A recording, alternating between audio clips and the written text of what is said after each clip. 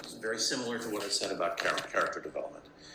It is that what makes the game engaging is engaging with people, because people are what stories are about, and that's if you're telling a story, you're letting the player tell the story. You're giving them a story to tell. It has to be about people, them included.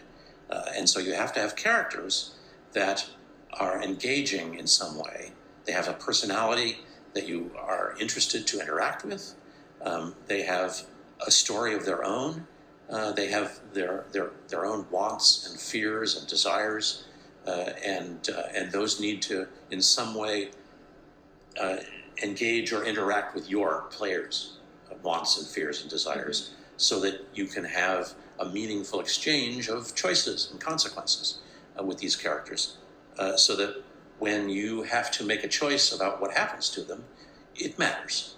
It's significant. It's meaningful because this character has come to mean something to you. Sure. Positive or negative. This is not just a picture that's animated. This is a person. And the more that you get that feeling in, the better. Now, you asked about lore, which is world building and the background and stuff. And I have actually even had Lore Master as one of my titles in the past. It's been one of my career titles. And I can tell you right now that the game comes first. Gameplay comes first. Lore comes second. Lore is there to provide context for the gameplay. It's there to give texture to the world in which the gameplay happens. But first you figure out what the game is about and what story the player is telling through that game. And once you get that, you strip your game down to that essence. What are those things that you're getting across to the player and that the player is being able to make choices about? Once that feels good and strong, then you wrap that in a setting, in a rich world, and a background, and a reason for everything. Game first, lore second. Okay.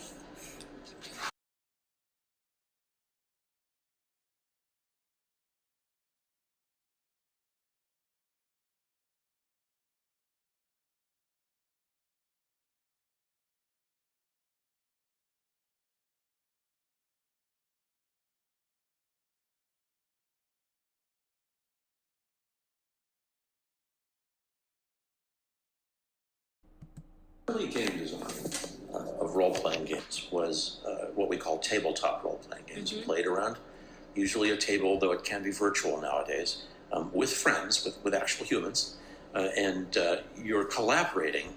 You may have a game master, but you're collaborating with telling a story together. So everybody makes their contributions, and because it's all happening in your theater of the mind, potentially anything can happen, as long as everybody agrees that makes sense and follows through, and then you carry through and see what occurs.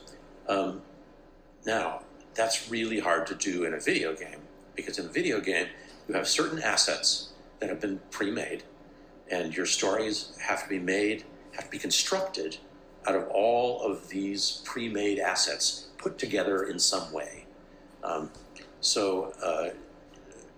The history of role-playing in video games has been to increasingly add more and more aspects of stories and activities, to increasingly try to get closer and closer to the experience of being able to do whatever you can think of. As games and video games and PCs and consoles have become more capable and have more refined, and have been given greater fidelity in representing the world and the people in that world, we have been able to get more and more options to provide lots of different possibilities, so that now, particularly when we're designing the kind of choice and consequence role-playing game that we design at Larian, when we set up a situation, we look at it from the standpoint of what the player wants to do, and it's if the player were just in their own imagination thinking of what they want to do next, how can we give that to them? How can we make that a choice, make that an option? And it has to be a meaningful option. It has to be a choice that they can make that pays off in some way, positive or negatively, that says, this choice you made and this result is your result. Okay. Thank you.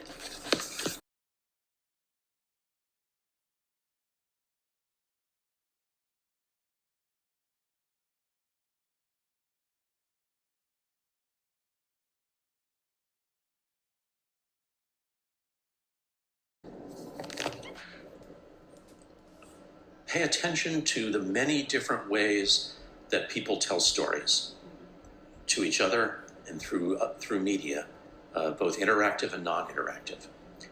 And then think about how you can use those ways as tools that you can give the player to tell an interactive story where they're making the choices. So if you want to tell a story that's your story, that other people can experience, then you make a movie or you write a book, right?